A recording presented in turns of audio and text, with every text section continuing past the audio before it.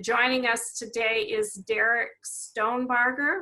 Did I say that right? Yes, perfect. Good. Who is a small business owner in Las Vegas and has been adapting his business to our new, hopefully not too long normal.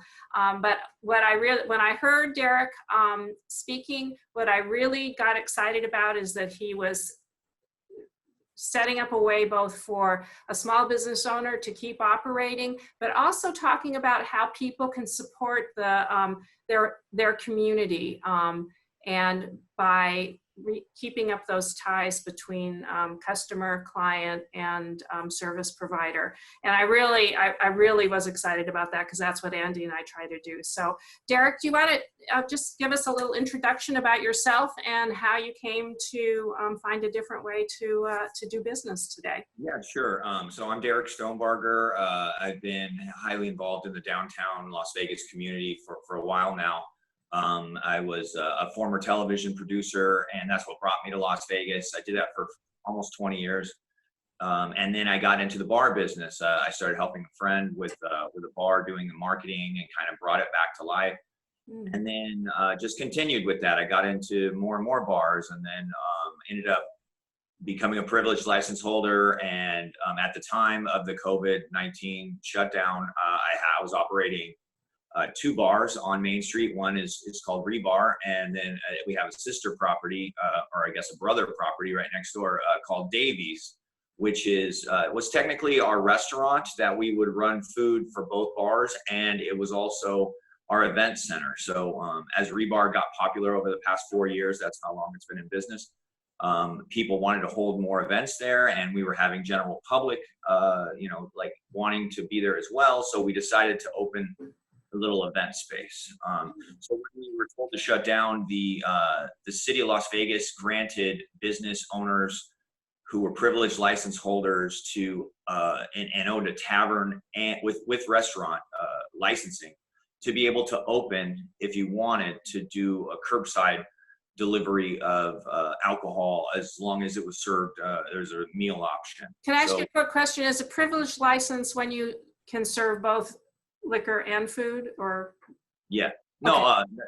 A privileged license is for alcohol, and it requires an extensive investigation. The other types of businesses that would require you to become a privileged license holder and basically have a metro investigation would be obviously alcohol, gaming, any kind of pawn shop licenses, and also well, there's a couple other little areas, but the restaurant side, as long as, if you don't want to serve alcohol in a restaurant, I don't think you need to go through that. Okay.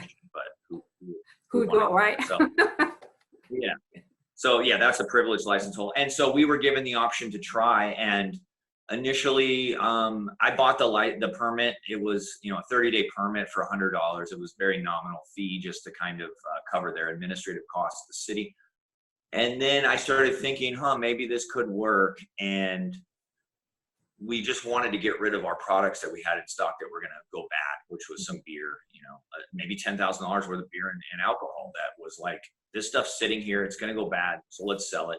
That's why I started the website. And then it quickly grew into a general store that sells, over 500 items now, including toilet paper and masks and gloves and just all kinds of crazy stuff.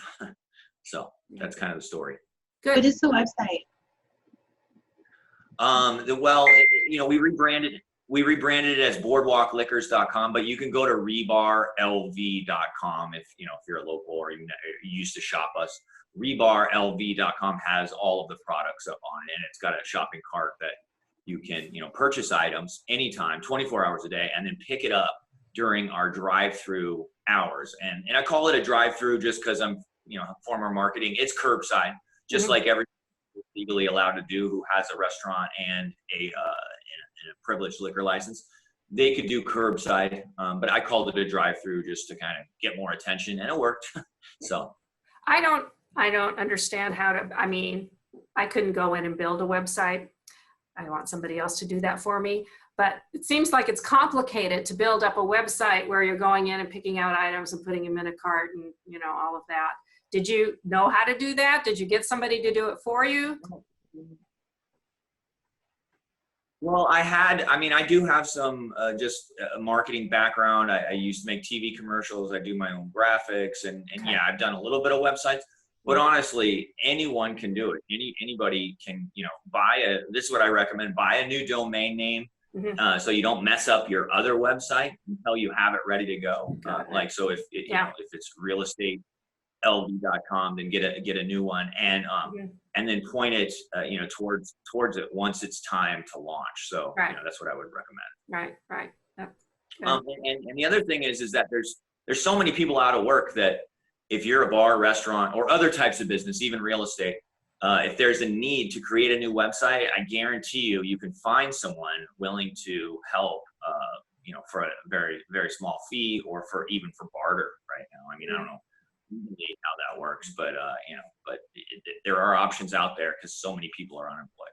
Yeah, well, and we have some time now, so we actually are doing a major website redesign as well, just because, the time got handed to us, and just learning how to market in a different way, because, we are a face-to-face business like you are, and all of a sudden not being able to be face-to-face required us to be pretty nimble, pretty fast, if we were gonna stay relevant. Absolutely. Yeah, and it seems like that's what. Derek, I have a question. You are kind of known for overcoming obstacles, and I hope this is okay for me to ask, otherwise I'll cut it out later. But you overcame medical obstacles to be where you're at today, and you had to completely rebuild yourself and get better. How did that affect your life, and how did that make it so that right now, when you're looking at this kind of obstacle, that it became harder, easier, what?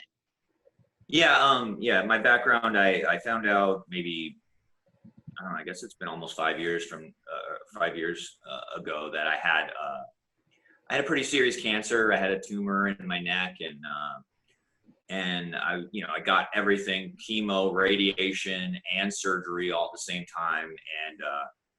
And it was intense, and it was life-threatening. And when I came out of it, I had a whole new appreciation for life. And that probably has made me a little more fearless. I know that I have underlying conditions. I'm potentially one person who could, die from this, but I already feel like I'm living on borrowed time. So trust me, I take it seriously because of my medical conditions. The business model I believe that I set up is the safest. There's no customer interaction. There's you pay through the website using credit card payments. We don't accept cash, and my staff, they know that I take it seriously.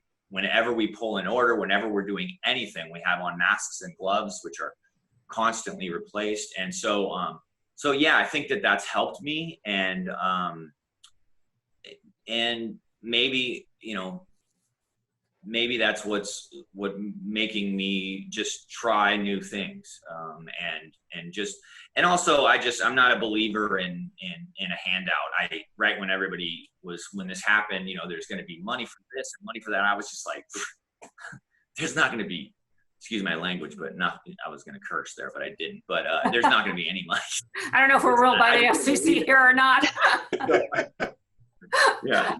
So I just decided to go out and try to do something to keep us relevant and provide a need that I felt was desperately needed. And honestly, here's some breaking news for you. I'll be reinventing our business model, probably launching it this Sunday, again, with just keeping up with what we're allowed to do. It's crazy. I never thought as a business owner that I could be told what I'm allowed to do, but I understand it. And so we'll be selling, we've completely moved our bodega model, our online general store, which was on the restaurant side. Now we've been given the option to do that on the bar side, which isn't allowed to open for an indefinite. Oh. And we'll move the model to there. And then I've created a whole entire wall across the patio in the back of Rebar and Davies. And we're going to be the first place to be selling dinner and a show. So we'll have the first live music here in downtown starting next weekend, and we'll be pre-selling all those tickets in a safe environment where we're really only 20 couples will be able to buy the tickets on our rather large, spacious patio. But it's a new business model, and it's going to be in conjunction to our general store. I was going to That's ask awesome. you how you were going to adapt to, because when we originally asked you on, restaurants weren't open at all, and now they are, and Yeah. what you were going to be doing, and you're just doing, Yeah. getting into that. I mean, yeah, that's fantastic. Do you think this? It sounds to me like the city of Las Vegas has been really proactive in helping you guys license to do some kind of business. Yeah, I mean, it's technically coming from the governor and their rules. The city is just saying, we see what you're saying and we interpret it this way. And then Okay. I personally, as the business owner, given the option, I'm seeing it and interpreting it even maybe to another extreme. But again, I take our safety seriously. That's first and foremost. We're going to be fine. We're going to be able to open now that we've created this business model. I mean, but it's sad because I know that so many of my friends and business owners, fellow business owners, won't. And so that's why I've always been, putting out a desperate plea to compete with me. Take this business model. Let's do it. Together. I thrive in competition. So yeah, the city's been fabulous. And just to give us a shot. That's really what it was. It's like, we don't know how you're going to do this and how you're going to do it safely. And if it's not going to work, then customers aren't going to come and customers aren't going to use it. But we're going to give you the option, so that's where we're at. That's great. That's exciting. And that's what we wanted, really anxious to hear, because Andy and I have tried to stay as active and relevant as we can. And it's given us a chance to try new things that we never would have before. So I'm not glad that we have to go through this, but we had to reinvent ourselves during the recession, the 2008, and learn how to help people lose their houses in a graceful way, and then help them come back into the market. And I think that the more nimble that we all can be, the better off everybody is, both by example and by contributing. So I want to thank you, Derek, so much. I don't know if you had any other things you wanted to add, but I'm really excited to hear what Derek, you're doing. are you opening up the restaurant on a regular basis since you're allowed to now?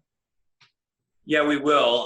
But we will also, so we're going to start with the 3 evening shows on Thursday, Friday, and Saturday nights on our patio.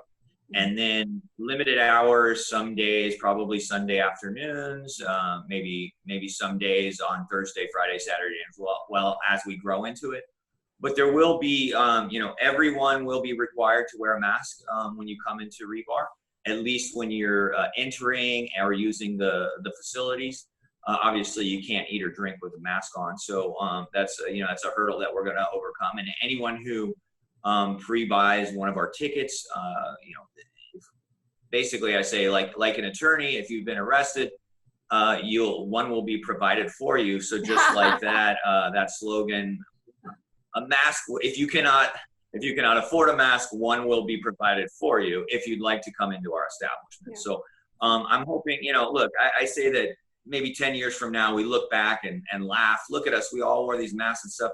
I don't know. I'm not a medical professional, but what I do know is that my life was affected, my livelihood, and everyone I know that worked for me, I had to lay them all off. So I take this seriously, and I'm going to require everyone to wear a mask, at least when they're walking around the facility or having conversations with each other.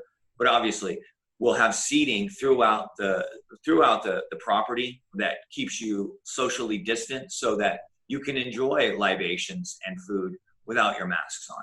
And you'll be outside. People will be outside, which absolutely, my understanding is way safer than being in somewhere where airflow affects it as well.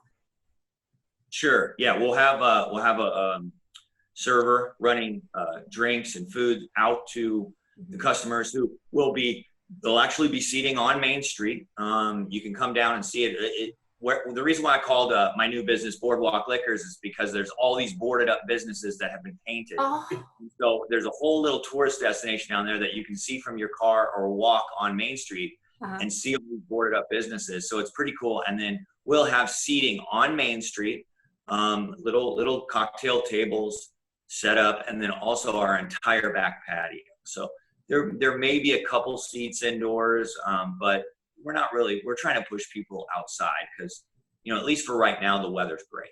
yeah. No, it's been really nice. Good. Well, I don't know. I think I'm. I had another question. I have a question. Oh, okay. Go ahead, Michelle. Go ahead. I'll go after you.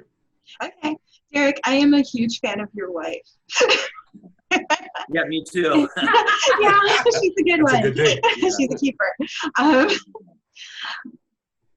I know that a lot of the things that you do are really entwined in philanthropy. And I know that she's just a huge part of your life and a huge part of your business.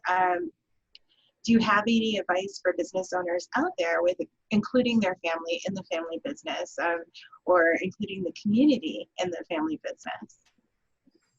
You mean to just like how to survive or? Well, like, could you have done it without her? Like, did she, I don't know how much of the stuff that you're doing, like distributing masks. I saw she was posting pictures of distributing masks out there. And I mean, not just little bits, I mean, just huge amounts to people and making a difference in that way. Like, I think I'm so lucky to have her in my life. And I think we make a great team. She's always been into philanthropy. She worked for 3 Square Food Bank when I met her, when we first started dating, and now she works for the city for Councilman Knudsen, who was helping. She was helping distribute those masks that they were acquired and put. I think it was over.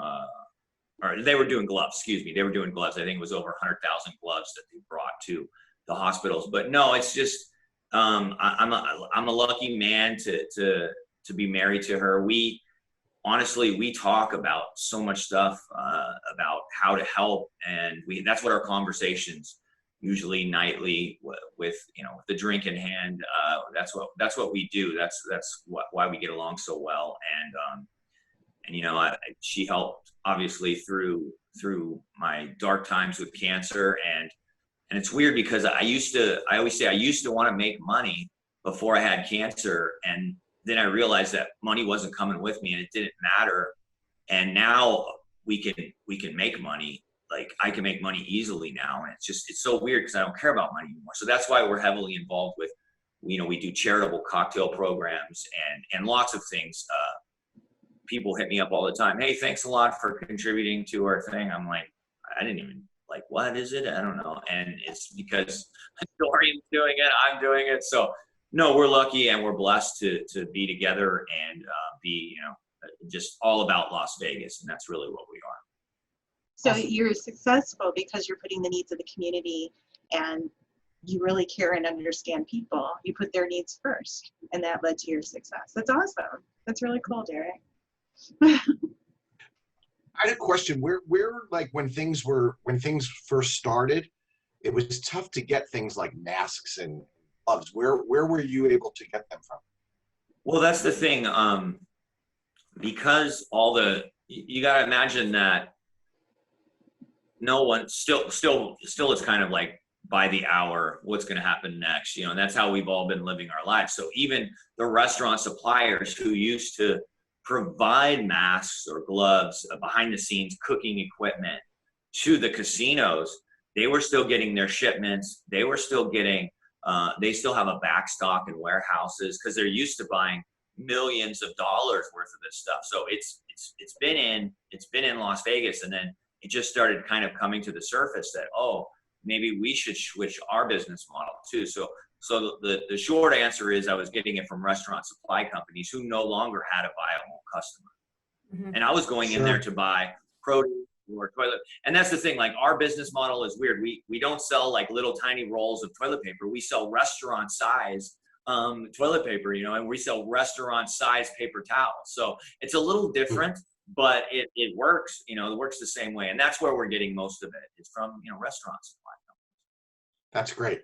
That's great. Whoever decided to out that way. That was a really smart idea. Yeah.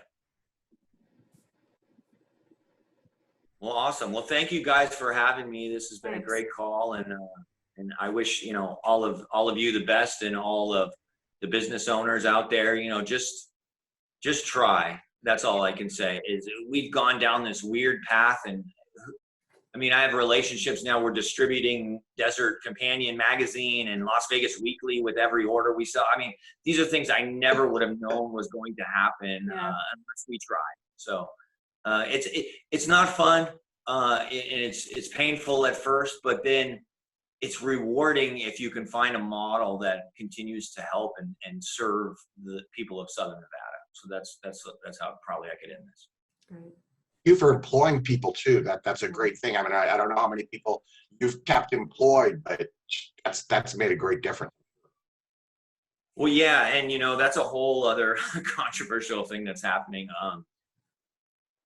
So many people couldn't get unemployment, and then other people are getting unemployment plus like $600 a week, and so some people technically could make you know $50,000 a year on unemployment. So I'm just like, listen, guys, if you can come back to work, please. But if you're getting that, I mean, you know, I don't know. It's just that in itself is crazy. I am excited that I've been able to bring people back to work, and now we're even starting to hire some people outside of our general staff because you know, because they may be in a better situation than coming to work for my place, you know, as a part-time employee. So yeah. Sure, that's great. That's great. Good. Well, thank you. We really appreciate your time. Thank you. And Thank you so much. Thanks, Derek.